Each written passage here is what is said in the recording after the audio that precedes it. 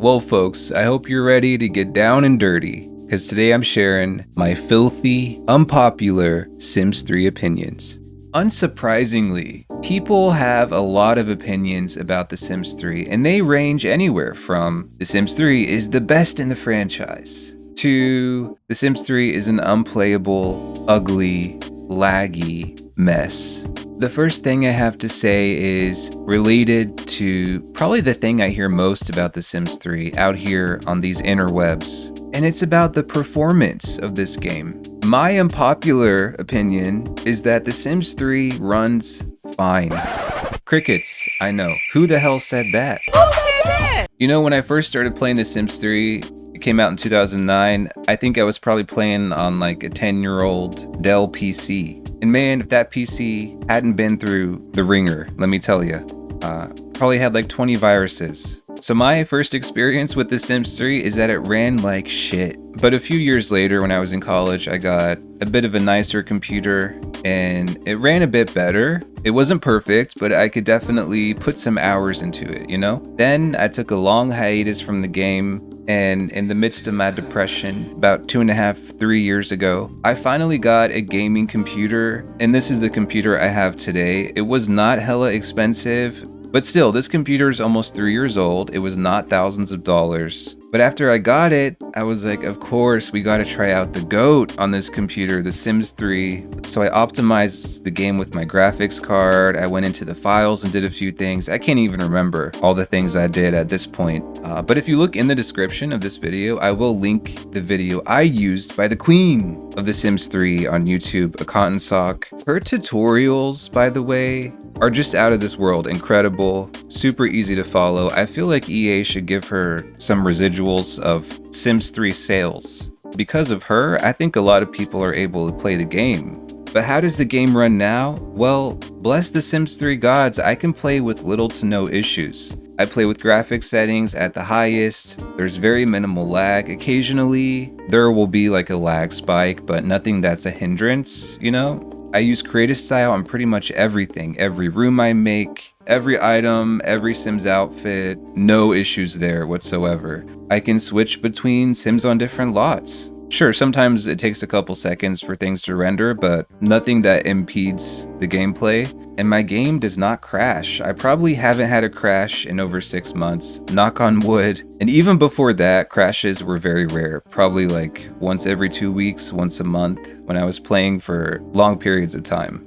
Some of you probably know this, I have 2 saves in the game. I have a 16th generation save, which runs extremely well. And then I have a legacy family, we're 7 generations in, but they live in the monstrosity of a mansion. Is that redundant to say? So it's not as smooth as that 16 gen save, but I don't ever feel like the performance of the game is holding me back in any way. And when I compare the performance today to when I played back in 2009, it's a world's difference. In the 2020 decade, finally, it is possible for The Sims 3 to run well. So let's move on to my next unpopular opinion. Looking back at sort of the lifespan of The Sims 3, there's a speck of dirt there that I see in the timeline, and that is The Sims 3 store. But maybe this is my internal bias showing, because y'all know I'm a Sims 3 stan. I don't think the Sims 3 store is that bad. And hear me out. I think the idea of a store where people have the choice to go and get a la carte items, like a sink you might like, or a sofa, a snow cone machine, I don't really have a big issue with that. I know that's contributing to the whole microtransactions and stuff, and like monetization of gaming. It's ubiquitous in gaming today, but maybe at the time, since it was a new thing for the Sims franchise, it may have started actually at the end of The Sims 2, but it was primarily a new thing introduced with The Sims 3. I think that's why I got so much backlash. So I think The Sims 3 store didn't really bother me so much. A, because you could turn off the in-game shopping thing in the options menu. And B, I think the biggest point is that The Sims 3 and the packs were enough. The gameplay that the base game and the packs provided was enough. The content, whether it was the buy and build stuff or the clothes, what was provided, with the money you spent for the base game and the packs was satisfying. And you didn't need anything from the store to complete your game or to make your gameplay feel more fulfilling. So at the time, I think the Sims 3 store was like, oh my god, this is such a money grab, they're greedy AF. But looking at what EA has put us through with The Sims 4 and the 70 DLC, I don't look back at it with so much negativity and vitriol. And that's, again, an unpopular opinion, but it's my feeling. The next thing I have to say is, again, related to a common criticism I hear about The Sims 3. In my opinion, the graphics and the visuals for The Sims 3 are not that bad.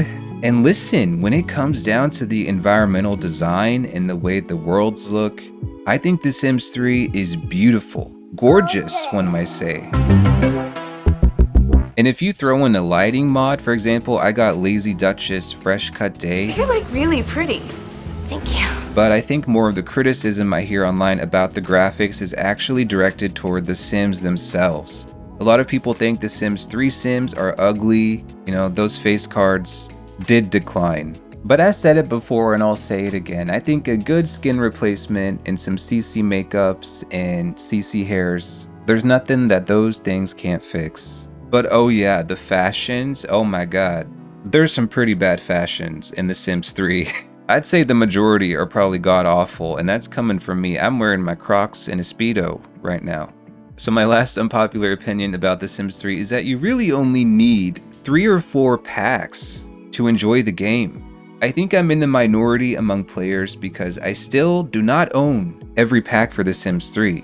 I don't have any stuff packs, not a single one, and I don't have 2 of the expansion packs, Into the Future or Pets. Hell, up until a couple years ago, I didn't even have Showtime. And honestly, no shade to Showtime, but I could do without her.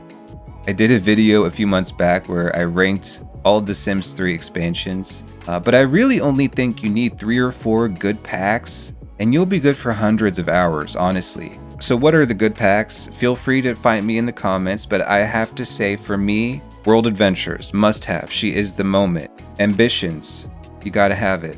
Generations, the world's greatest. And then I'm on the fence with the last recommendation. Supernatural, I think it's a great pack, especially if you like that weird, freaky shit. But if you're not into that, I would probably say Seasons or Late Night, I don't know. But you definitely do not need every single pack for The Sims 3.